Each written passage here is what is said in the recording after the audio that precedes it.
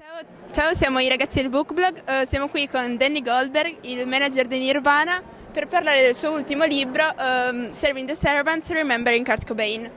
Danny, what was your first impression about Nirvana as soon as you met them? Well, when I met them for the first 10 minutes of the first meeting, Kurt was very quiet and Chris Novoselic did most of the talking. And then I asked them if they wanted to stay on an indie label. And before I could finish the question, Kurt said, absolutely not. So I realized two things. One is that he wanted to be successful on a mass stage, and that's why he came to Los Angeles to get a manager. And the second thing I realized is that he was the one who made all the decisions in the band. Thank you. Have you found any difficulties while writing your latest book, Serving the Servants, Remembering Kurt Cobain? Well, it was an up and down experience emotionally because it made me very happy to think about how brilliant he was and how kind. I spoke to 40 different people who knew him and worked with him when I did, and that was really fun to hear other people's memories about him. And he was a lovely person to other people and also a great genius. But of course, it was also very depressing and sad thinking about his death and the depressions and addiction that helped get him there. So it was something I felt I needed to do, and I'm glad I did it, but it was good days and bad days. Okay, thank you. And why did you choose an In Utero song for the title of the book? Well, first of all, I thought it was a good title, and that's one of the things you look for. I just thought I would wanted to use something from him. I also like In Utero. That's my favorite Nirvana album. I like all of the records, but I feel that his songwriting and his lyrics especially are best on that album. And I also thought it was a way of kind of describing an idealized version of the relationship that I had with him, that I felt he was a servant of this muse that created this great art that moved people around the world, and my job was to try to serve him, to be a manager not of him but for him relative to the issues that he was dealing with.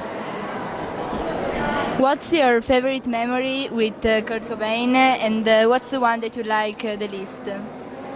Well, the least is his death, of course, and how sad he was the last time I saw him. I remember the personal things with him the most. I remember him playing with my 2-year-old daughter, Katie, and this big grin on his face and those beautiful blue eyes. I remember his smile because he did have a beautiful spirit.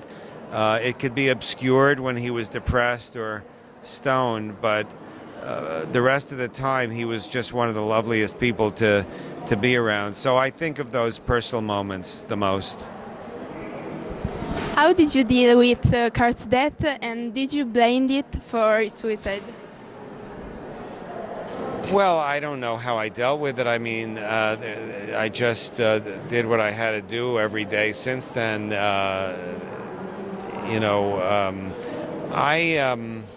I know there are some people who love Kurt very much who are angry at him for killing himself. I don't feel that way. I just feel he had a mental illness that no one knew how to cure, and that's what he died of at the age of 27.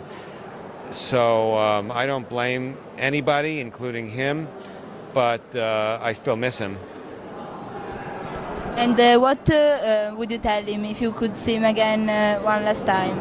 I love you so much. That's it. That's all I want to say to him. I just love him so much. If you had the opportunity to manage another band, I wronged. If you had the opportunity to, what artists would you have liked to manage? Oh, so many. Bob Dylan, Bruce Springsteen. I like Miley Cyrus a lot. Kendrick Lamar. There's hundreds of great artists that I would love to work with, but there's no question that the greatest one I actually worked with is Kurt. Since you really like music, why did you decide to become a manager and not, for example, a musician? Well, I don't have any musical talent, so there was no chance I could be a musician, and I can't sing, I can't hit the notes, I don't have good pitch. So that was never an option. But I love music, and I discovered that there were people that got close to the artist that could help them. And so the idea that there was a business I could get into close to music appealed to me when I was in my late teens.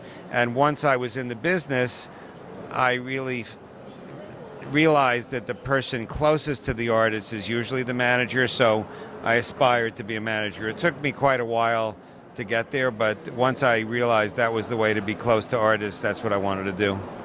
Okay, thank you. And to conclude, how would you describe Kurt with one word? Genius. Okay, that's perfect, I think. So thank you so much for your Thank you. time, and ciao a tutti.